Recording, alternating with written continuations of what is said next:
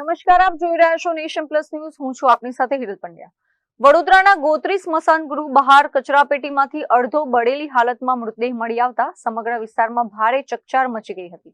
ઘટનાની ગંભીરતા જોઈ ગોત્રી પોલીસ અને ફોરેન્સિક ટીમ તાત્કાલિક સ્થળ પર પહોંચી હતી અને ગણતરીના કલાકોમાં જ આ સમગ્ર ઘટના પરથી પડદો ઉચકી દીધો છે. ગોત્રી સ્મશાન બહાર કચરાપેટીમાંથી અડધેથી બળેલી હાલતમાં એક મૃતદેહ મળી આવતા સ્થાનિકોમાં માનવ મૃતદેહ હોવાની આશંકા સામે ભયનો માહોલ સર્જાયો હતો.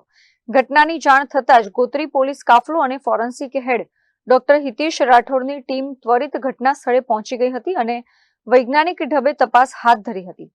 ફોરેન્સિક ટીમ અને ડોક્ટર હિતેશ રાઠોડની ઊંડાણપૂર્વક તપાસમાં ચોંકાવનારો ખુલાસો થયો હતો. આ અડધો બળેલો મૃતદેહ કોઈ મનુષ્યનું નહીં પરંતુ કપિરાજ એટલે કે વાંદરાનો હોવાનું સ્પષ્ટ થયું હતું. એફએસએલની ત્વરિત કામગીરીથી અફવાઓ પર વિરામ મુકાયો હતો અને પોલીસે રાહતનો શ્વાસ લીધો હતો. જે અસ્થિઓ છે એ તપાસી હતી, જે માનવની નથી પરંતુ કોઈ વાનર સમુદાયની લાગે છે, એટલે પ્રાણીની છે, મુદ્દે માનવ અસ્થિઓ નથી. તપાસ કરતાં આ કોઈ વાનર સમુદાય હોય એટલે કે પ્રાણીના અસ્થિઓ છે અને સળગેલી અવસ્થામાં છે, એટલે કદાચ કોઈ કચરો કે કોઈ સળગ્યો હશે, વાનર કોઈ મરી ગયા હશે ને કોકે મૂક્યો હશે કચરાપેટીમાં અને સળગી ગયો હશે. એમાં ખોપરી છે, એમનો કરોડરજ્જુનો ભાગ છે, એમના પાંસરીઓ છે, એક થાપાનું નાનું હાડકું છે, એના આધારે તપાસ કરી લીધી છે.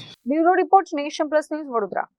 સમાચારોના સતત અપડેટ મેળવવા માટે અમારી નેશન પ્લસ ન્યૂઝની યુટ્યુબ ચેનલને સબસ્ક્રાઇબ કરો, બેલ આઇકન દબાવો અને જોડાયેલા રહો ફેસબુક, ઇન્સ્ટાગ્રામ અને ટ્વિટર પર.